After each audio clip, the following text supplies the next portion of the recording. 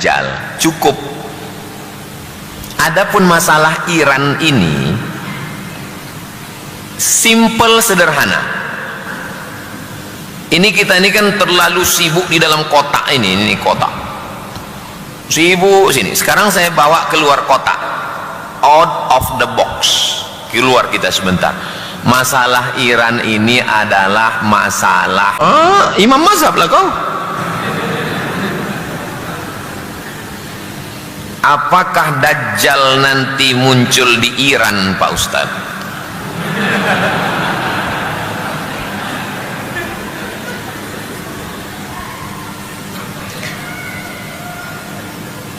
Dajjal itu nanti akan dibunuh oleh Nabi Isa.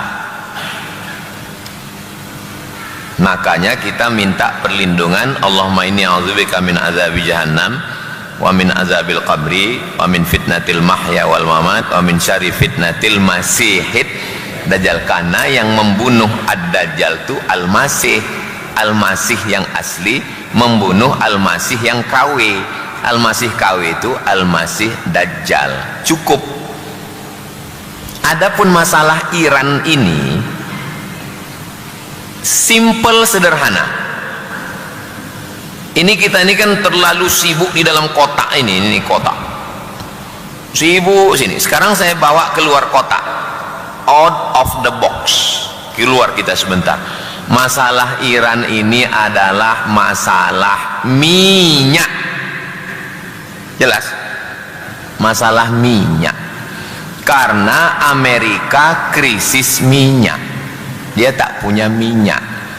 Minyak yang banyak di mana? Di Venezuela. Makanya dikirimnya lah tentara cuma 20 orang pakai heli yang tak berbunyi. Turun, dipencetnya tombol, semua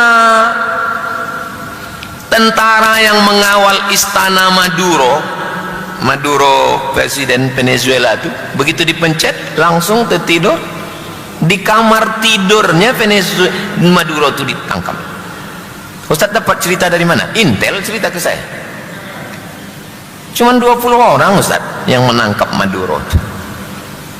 Kenapa Trump mengangkat Maduro? Untuk mengambil minyak Venezuela. Tapi minyak Venezuela ini bermasalah. Kenapa? Minyak Venezuela terlalu kental, berat. Dan untuk memasang pipanya tidak aman. Karena orang Amerika Latin itu banyak penjahat. Minyak yang paling murah, paling ringan, minyak di Arab ini. Maka Saudi Arabia namanya Aramco. Apa namanya? Aramco. Aramco itu singkatan dari Arab Amerika Corporate. Aramco, Arab Amerika. Saudi, Kuwait, Dubai. Ada satu yang melawan, namanya Saddam. Saddam melawan. Macam mana cara menggulingkan Saddam? Dibilanglah Saddam punya senjata pemusnah massal. Sampai sekarang tak ada senjata pemusnah massal. Mati Saddam, muncul pemusnah massal COVID-19. Tak ada pemusnah massal. Ini rebutan minyak ini ceritanya. Belanda datang ke Indonesia mencari rempah-rempah. Awak pun terbodoh. Jauh-jauh naik kapal laut dari Eropa ke sini nyari rempah, kata dia. Rempah apa? Mereka ke sini nyari minyak, emas, nikel, batu bara. Betul memang nyari rempah-rempah itu di atas. Yang mau dikeruknya itu Chevron, Caltech, sekarang udah balik ke Pertamina. Ini ceritanya rebutan minyak ini sekarang. Jadi sebetulnya cerita itu sederhana. Bukan saya menafikan tentang Dajjal, betul, tapi keluar sedikit dari Dajjal nih. Ini minyak, bro.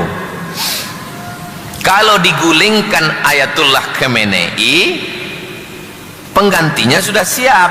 Siapa dia? Anak dari yang digulingkan Khomeini tahun 7980 dulu, Reza Pahlavi. Reza Pahlavi kan digulingkan. Nah, anaknya dipelihara Amerika, udah tua sekarang, udah siap dia nih. Nanti kalau digulingkan ini Khamenei, tumbang Iran, mau balik lah wak ini yang udah tak tahan mau balik kampung ini. Menurut Trump 4 hari selesai ini, kan janji dia 4 hari. Saya jumpa sama jenderal ya, menurut strategi perang, jenderal kan bisa melihat ini. Bagaimana jenderal melihat ini? Iran itu tidak bisa dikalahkan, Pak Ustaz. Kenapa? Karena dia berperang melawan Irak 8 tahun. Jadi mereka hobinya berperang. 8 tahun berperang melawan Saddam. Dan ketika 4 hari tak selesai, maka Amerika minta gencatan senjata. Karena Amerika minta gencatan senjata. Dia yang memulai, dia pula yang mengakhiri. Nah, jadi ini adalah rebutan minyak. Kenapa Rusia membela Iran? Kenapa Cina membela Iran? Apakah mereka Syiah? Tidak. Paham? Xi Jinping membela Iran, Putin membela Iran karena minyak mereka dari Iran. Kuncinya ini adalah masalah minyak. Gak usah terlalu ribet memikirkan Dajjal itu nih. Minyak kok minyak. Waktu Jepang dihantam oleh Amerika, maka Jepang ke pulau yang ada di situ cuma sushi, ikan, sedangkan dia punya produsen mobil, minyaknya tak ada. Maka Jepang mencari minyak, datanglah mereka kemari. Ngapain Jepang jauh-jauh kemari? Minyak. Jelas, sederhana ini, simple, rebutan minyak. Oke, kalau memang Ustadz bilang minyak, Venezuela ditumbangkan presidennya, Iran mau ditumbangkan, Irak Saddam Hussein ditumbangkan, kemudian Libya Muammar Gaddafi ditumbangkan. Indonesia kenapa tak ditumbangkan? Karena Indonesia tak perlu ditumbangkan pun dikasihnya minyaknya. Ambil gua ambil. Jelas? Saddam tak mau, setetes kalian tak akan kukasih, kata Saddam. Kita enggak. Berapa ratus tahun Caltech Chevron mengisap minyak kita. Anak sakai di atas pipa, gambar anak sakai berjalan di atas pipa. Di dalam pipa itu minyak hitam, emas hitam, black gold. Anak sakai tak bercelana di atas pipa, untuk menggambarkan bagaimana minyak Riau disedot, dan Riau tak dapat apa-apa. APBN Indonesia ini 3.000. Berapakah APBN?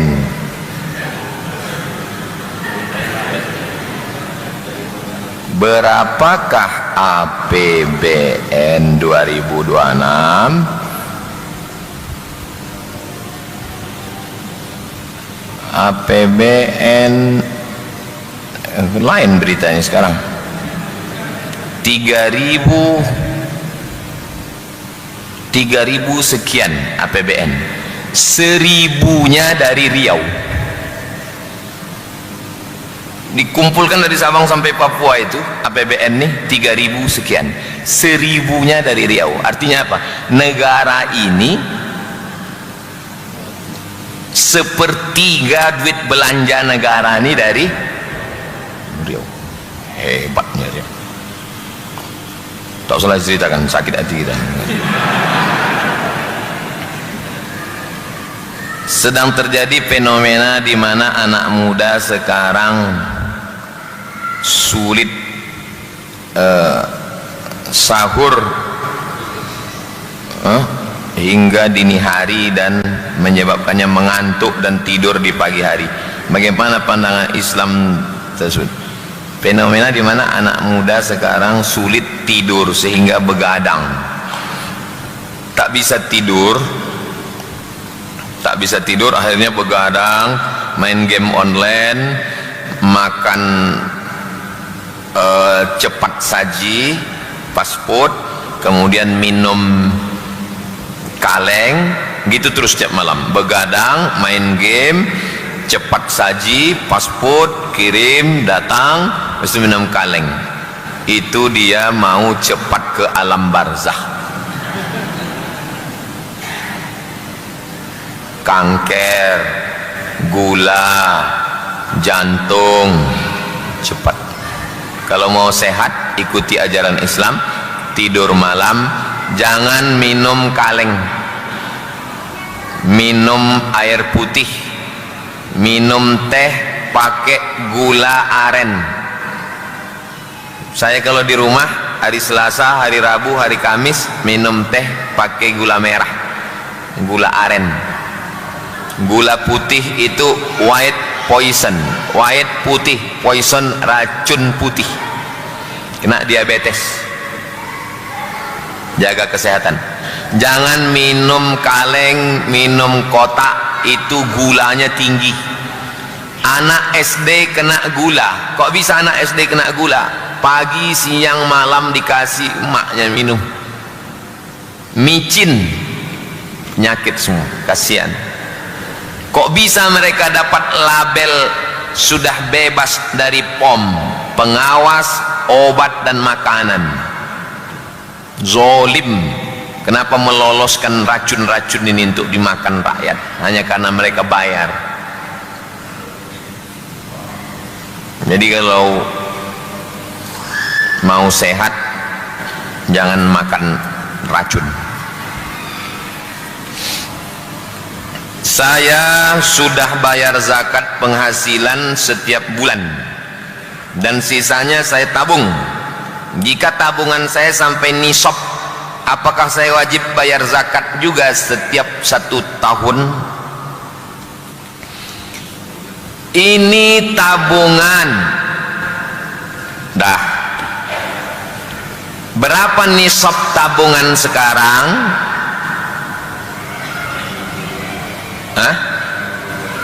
92 juta. 92 juta tabungan, keluar zakatnya 2,5%. Keluar zakatnya 2,5%. Berapa 92 juta ya? Dari Basnas 92 juta. Tabungan Bapak baru sekarang 80 juta. Belum. Berapa tabungan Bapak sekarang? 90. Belum. 92. Pet. Ambang batas 92. Sudah kena. Tapi baru wajib dikeluarkan kalau kena 1 haul. 1 haul setahun. Catat. Kapan dia 92 juta? 92 juta tanggal 10 Maret. Kebetulan ini balik iktikaf pas 92 juta. Memang Lailatul Qadar tadi malam Pak Ustaz. Kenapa? Balik iktikaf pas 92 juta. Catat. Duit aku mencapai nisab tanggal 21 Ramadan. Dah. Kapan baru wajib dikeluarkan zakatnya? 21 Ramadan tahun 1448 baru keluar. Saya ajari bagaimana caranya supaya tak berzakat. Gini caranya. Berapa duit Bapak? 90 juta. Belum. Tapi bulan muka 92 Pak Ustaz. Belikan ke tanah. Ada tanah kaplingan di situ.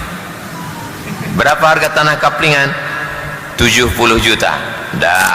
90 potong 70 tinggal 20. Kau tak berzakat. Duit aku 20.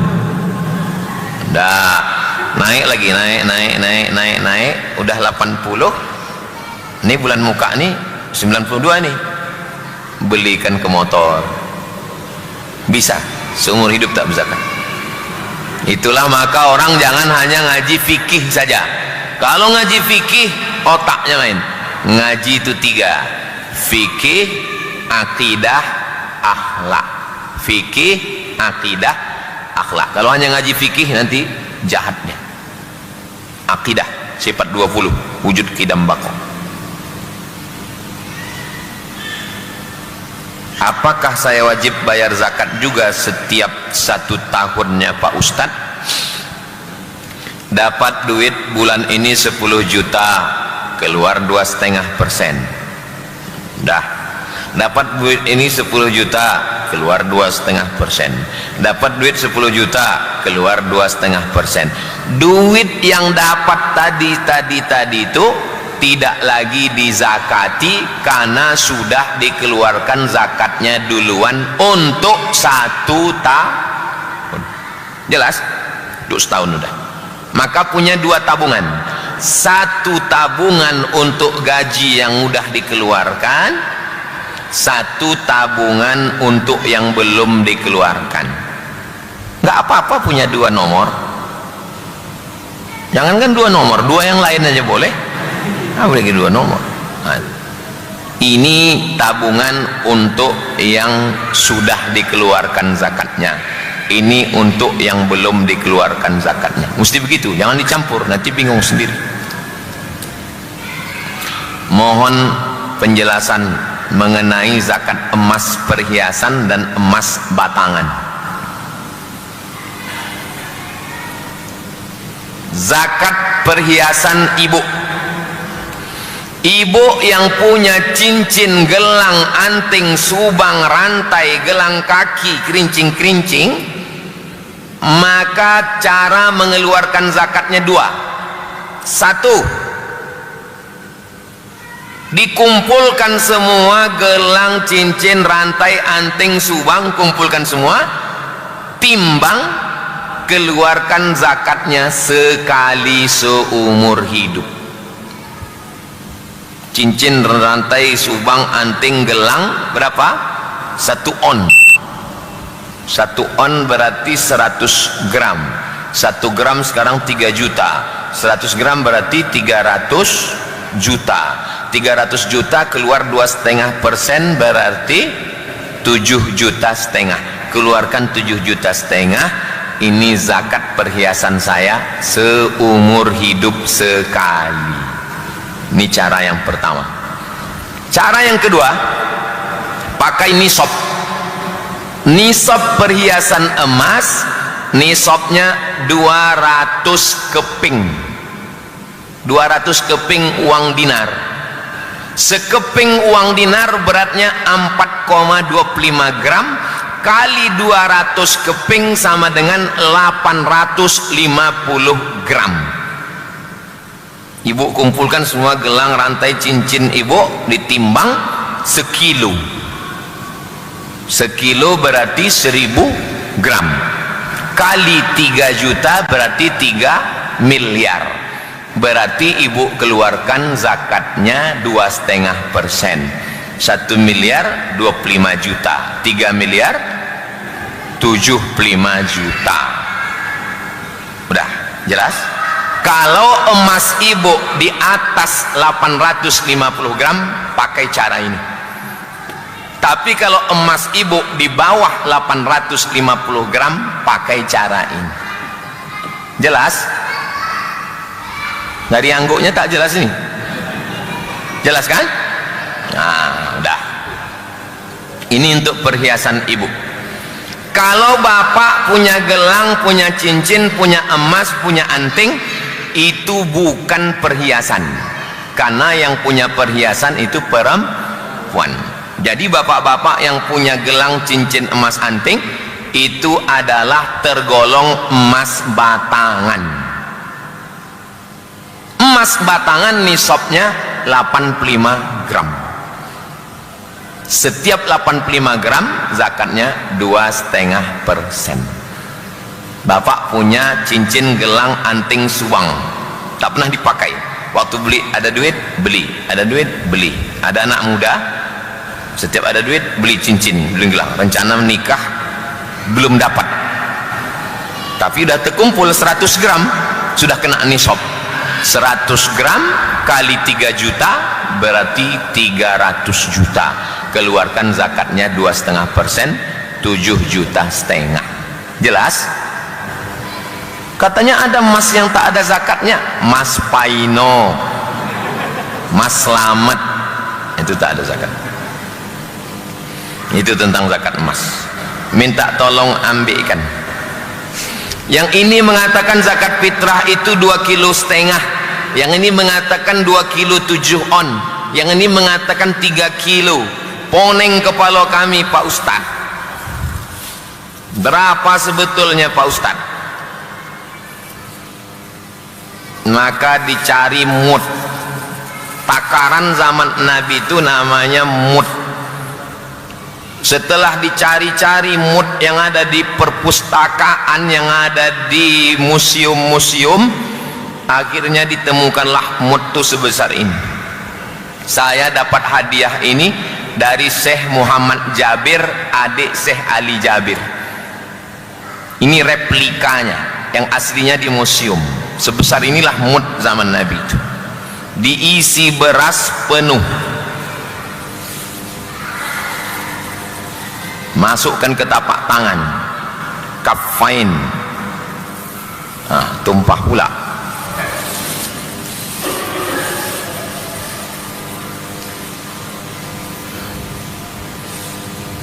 Kalau tapak tangan orang Arab 2 genggam dia, ini karena ketek. Kalau tapak tangan orang zaman Nabi itu katanya penuh, bawa ini kecil. Nah, biarkan dia membumbung, jangan diratakan. Yang meratakan itu tukang jual boe. Awak jangan hitung-hitung, biarkan dia membumbung berlebih. Ini 1 mud. Perempuan yang tak bisa puasa karena tua renta, maka dia 1 hari minimal membayar ke fakir miskin 1 mud. Sebesar apa 1 mud? Seginilah 1 mud. Kalau zakat 4 mud. 1 mud dah 4 mud.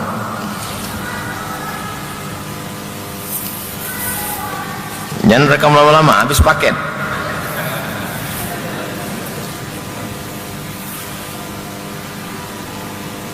Dua mud.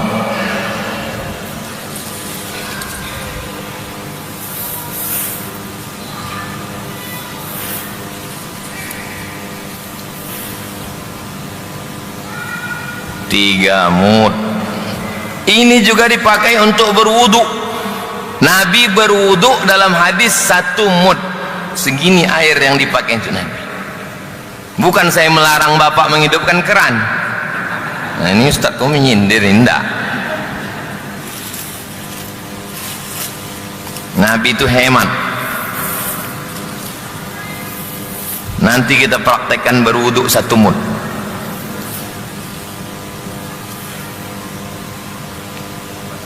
4 mud.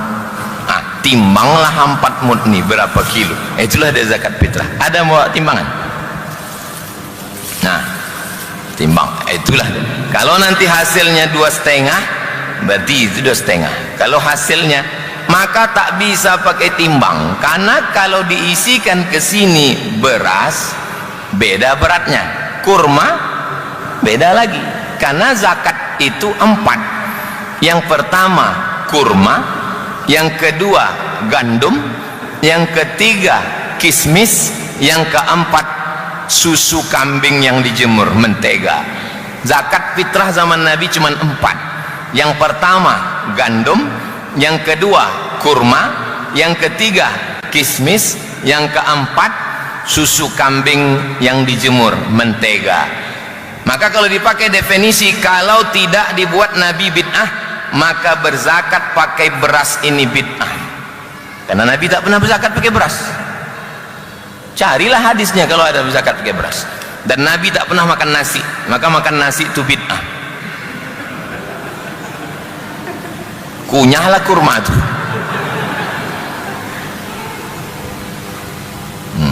Nanti timbang ini berapa berat. Saya mengikut pendapat yang mengatakan 1 mud ini 7 ons setengah.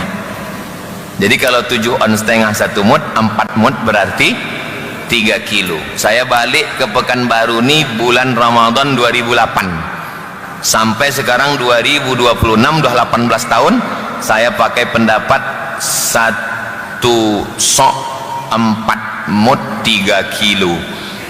3 kilo. Tapi saya tak menyalahkan yang pakai 2,5, saya tak menyalahkan yang pakai 2,7, saya tak menyalahkan yang pakai 3 kilo. Kalau kebetulan lebih, ternyata nanti di akhirat, hai Abdul Somad, ternyata zakat fitrah itu 2,5, berarti yang setengah kilo dari tahun 2008 itu terhitung sedekah. Cuman yang saya takutkan, ternyata di akhirat rupanya yang betul 3 kilo.